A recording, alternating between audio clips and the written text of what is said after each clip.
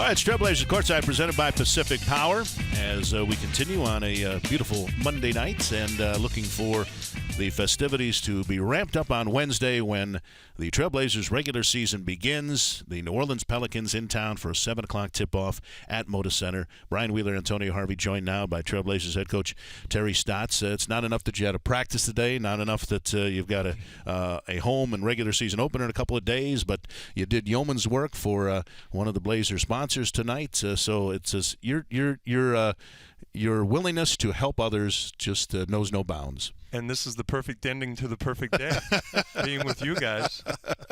I mean, I can't get any. It's all downhill from here. Your expectations are minimal, which is nice. Wow. We can fulfill them. That's nice. But thank you for coming in studio. And you know, is it still? You've been around this league for a lot of years. Is it still exciting opening night? It is, especially opening night at home, the home opener at a place like Moda Center with the fans. It's very exciting, and I know our team is going to be looking forward to it. It's been a long time in coming. We've had a lot of time in the gym, September and October, and we're ready to tip it up. Roster is settled in. You know what guys are going to be here. I'm not going to ask you to divulge your starting lineup, but do you feel like the guys are the unit that you have is what you wanted it to be when you put it together in your mind, like, say, in the preseason? I like what everybody's brought. It's disappointing right now with Farouk being hurt and not knowing what his status is going to be for the opening night. But really, up and down the roster, I've been very pleased with what everybody's brought to the table. I think the work ethic has been terrific. We're doing things the way we want to do them, and I'm excited about the growth that we're going to have.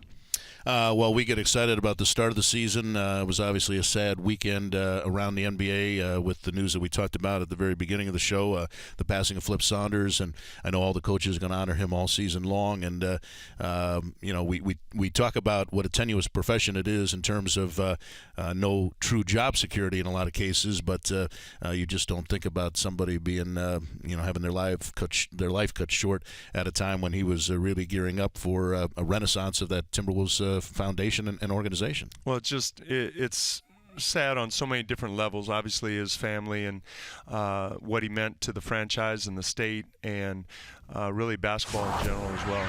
He's a coach's coach. He's he and I go back 25 years, where he was in La Crosse, Wisconsin. I was in Albany, New York, in the CBA, and he's been a terrific coach, and you can tell by the way his former players have been tweeting and talking about him, what respect they had for him as a coach and as a man. It's interesting. I have friends that work for Minnesota for the Timberwolves organization, and all they talk about before this was the leadership that he brought to the table. And it's one of those. I didn't know Flip other than to be around him as a player from time to time and talk to him as a coach. But when the news came out, it hurt, and I think it was part because he's a big part of the NBA family, but also because every story I ever heard was a positive story about him. It was, and the shocking thing was, he was just diagnosed 4 months ago, and it sounded like it was treatable, curable, and everybody was pretty optimistic, even though it still was cancer. And the fact that it happened so quickly that I don't think anybody saw that coming, and that made it, especially, those of us who are getting up in age start to, people passing who are close to your age, it really hits home.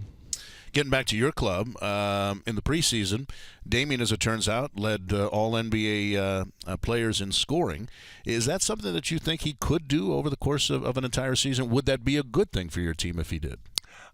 I think he's capable of doing it. I don't know if it's good or bad. My thing with Damian and all our players, Damian and CJ in particular, because they're going to have the ball a lot, is that they're efficient. And, Damian and CJ both have the responsibility of scoring for us, but they also have the responsibility of running the team and keeping their teammates involved. And, there are going to be nights where he has games like he had against the Clippers where he scored 39, and then there are going to be other nights where he's more of a facilitator. Maybe the opponent tries to take him out of the game a little bit more. So it's important that he reads the game. But, I don't know. I know there's some players, obviously, that go into the season thinking they'll lead the lead in scoring. But, I wouldn't put anything past Damian. He's answered all the critics every step of the way, and I anticipate he's going to have a great season, whether it's scoring, leadership, whatever you want, whatever your context is. Speaking of him answering all the critics, so with that in mind, I'm going to say I don't think he can lead the league in scoring, and I don't think he can get us to the playoffs. Only because I know by saying that, he's such a determined dude, he'll go out and try to do it for real. I think he likes when people say he can't do something. Let me take you back to the preseason and the final preseason game against the Clippers. Magnificent first half, and then they put in some of their veteran guys in the second half and were able to whittle away the lead and eventually win the game. Toward the end now of that game, and we had the benefit that we don't always have of being courtside, so we were a little more privy to conversations going on between players and officials and so forth. I've seen a lot of things being courtside. I have not seen very often, especially in a preseason game, one coach decide to go after another verbally when that coach had every right to be doing what he was doing, and throw the F-bomb in, throw a few other words in. It got to be a little intense for a preseason game. You and Doc Rivers have been cordial, I've always seen, but was this something that was unusual for you to have another coach kind of go after you a little bit like that? Yeah, I mean, that's never happened before, and obviously it got to be an emotional game. Us getting up 35. I don't know what was more surprising, us being up 35 after a quarter and a half, or losing a 35-point lead on the road. But it was an emotional game, and I think Doc was upset that I told DeAndre Jordan to get off the court, and he told me not to talk to his players, and things happen in the heat of the moment, but I think we both moved on from it. See, I didn't see any of that. Like, I was sitting right there. I thought it was a different exchange. I thought you said to him, "Hey, Doc, how's the family?" And he said, "Family's fine. How's the wife?" You're trying to read lips, and certain things came. But as you pointed out afterwards, the NBA has kind of talked to you, the teams about keeping guys off the court and so forth, and you were just saying, "Hey, I'm just trying to support the league here." I'll be honest. At that moment, I wasn't upset. I thought their bench should have been down, but what set it off was I thought DeAndre Jordan was on the court and interfering with the play, and that's what I was. I wasn't upset. I wasn't telling their bench to sit down. I was upset that I felt like they were interfering with our play, and Doc took exception to me talking to his players. So. As far as the players being up, that's not something the game officials can really curtail. That's up to the league, and whatever happens with that happens. But I wasn't necessarily upset that the players were standing. It was just I didn't want them interfering with the play. Will you send him a Christmas card, or will you just hand him one when we're there on the 29th of November? Things. Everybody moves on. Not only that, Doc has his hands full with the Warriors. He has his hand full with his team. Team. His team has some emotional issues. They can get a little out of control. I mean, they can get a little out of control. Taking me down this road. No. We're just making a statement. We're just. You can just. It's an observation we made in that game. In that game, they seem to get a little out of control. But let's talk about what's happening here. Some of the guys who really stepped up. Allen Crabbe in the preseason. You threw him into the lineup at different times last year, and he handled himself. This year, he's gone from what seems to be handling himself to really being aggressive to make plays and be out there on the court. He's really playing with a lot of confidence at the offensive end. I've been very pleased with Allen's progress defensively from day one. I thought he has a good knack defensively, has good length. He takes a lot of pride in it. But really where you see it is how much confidence he has shooting the ball, looking for a shot, coming off of screens. His ball handling's improved. I think his work with our coaches has really shown to pay off. And it's good to see that a player who was a scorer in college is getting back to that comfort level of being a scorer.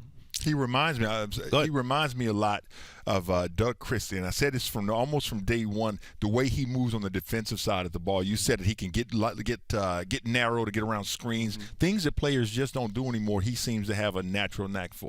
That's when you have that type of length. It seems like the best defenders in this league are the guys that have some length and quickness, and he has both of those. And like I said, I think he anticipates well, and he sees things coming, and he doesn't take a possession off.